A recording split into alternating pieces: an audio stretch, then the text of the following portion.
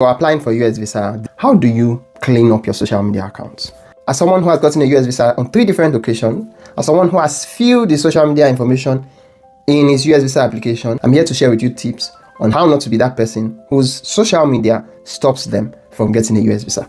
My name is Tijani. If you're new here, I share things from my life that I think would help you. I hope you enjoy it here. Let's get into the video. Let's start with what's happening. You may have seen the news. President Donald Trump and the State Department recently said they were halting visa interviews for people who are applying to come to the United States for study, basically student visas across the world. And the reason why they said they were doing that was because they wanted to improve the social media vetting of people who are applying to get a visa into the United States. But what is special at this time is that 1, is targeted at international students, and 2, it is supposed to be enhanced social media vetting for those who are applying to come to the United States. How do you clean up your social media accounts? Now, there's this saying that the internet never forgets, and for the most part, that is correct. But for certain parts, it's not so correct. I know that one of the things that people have been advocating is that, when you set through your social media, when you go through your social media tweet by tweet, post by post, that anything that you feel like, this says, this tends to violence, or this tends to terrorism, or this tends to fraud, or this tends to whatever, that you delete that post. I know that people advise you to do that. But as a data verification expert, as someone who's been in this field for over 5 years, one of the things I know is that we have certain tools that we use to go back in time before you deleted your post to check what it is that you actually have on the internet. And so deleting might actually not be the best way out. One of the things I generally recommend that you do is, say you want to take down a post, maybe because your beliefs have changed, or maybe for whatever reason. One of the things to do, there's a plugin that I use. It's called the Wayback Machine plugin. I think you can find it on Google Chrome extensions. With that extension, basically, you're able to see if someone has saved a version of that your tweet or that your social media post in the past. So if you delete it and someone has already saved it to Wayback Machine, it means that anybody can go back in time and find that tweet or that post.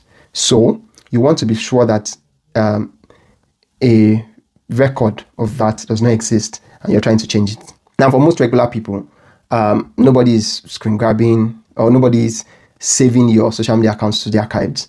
But if for certain reasons, maybe you're a celebrity, maybe you're popular, maybe you said something that went viral, there's a large possibility that someone has immortalized what you said. So deleting it does not necessarily save you from being found out. Well, try to be careful with the things that you say on the internet. Of course, the things that the US government is looking out for are things that naturally we should not be involved in violence. We should not tend to terrorist activities and all that stuff. So, as much as possible, just have a review or an analysis of your own social media accounts before you apply. Now, on Facebook, on Twitter, on Instagram, one of the things that is also common these days is that people tag you in photos, people tag you in posts, people tag you in tweets. And as a result, it might not even be something you tweeted. It might just be something that someone else tweeted that is very controversial, and somehow you're tagged in it, maybe as the person's friend, or maybe it's even a mistake. It's not your handle they were trying to tag, but somehow they happen to tag you. One of the things you want to do if you are in that kind of situation is, 1, untag yourself from any kind of posts of that nature. Number 2, set your social media setting in such a way that you cannot be tagged.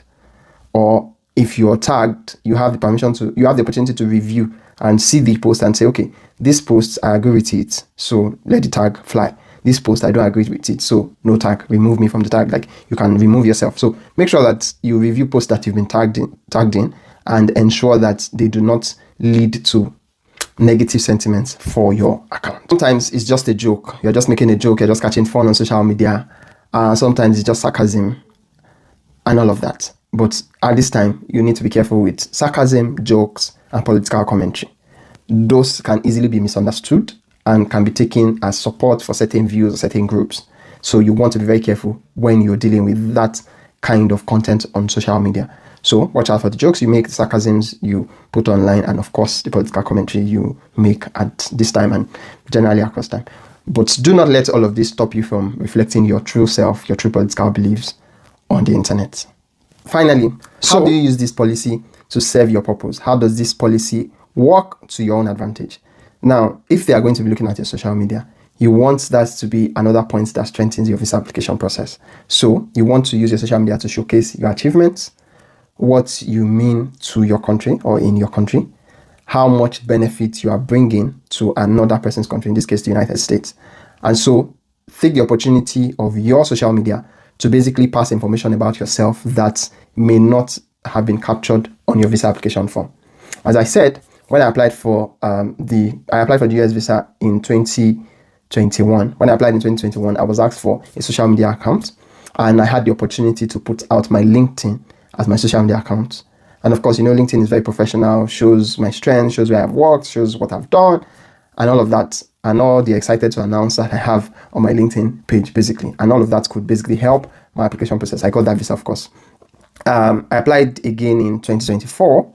And this time around, I think I needed to show more than just one social media account. I don't remember clearly what the situation was, but I actually put in my LinkedIn, my Twitter, my Facebook, my Instagram.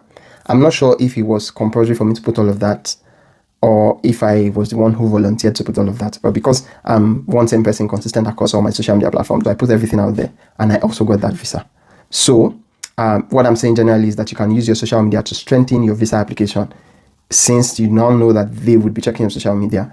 And so you carefully showcase your strengths, your achievements, your educational qualification, and just volunteering other parts of your life that would naturally not be captured on a DS-160 form.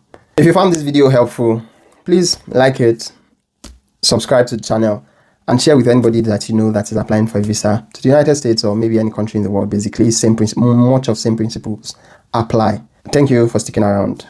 Catch you guys in the next one. I'm out.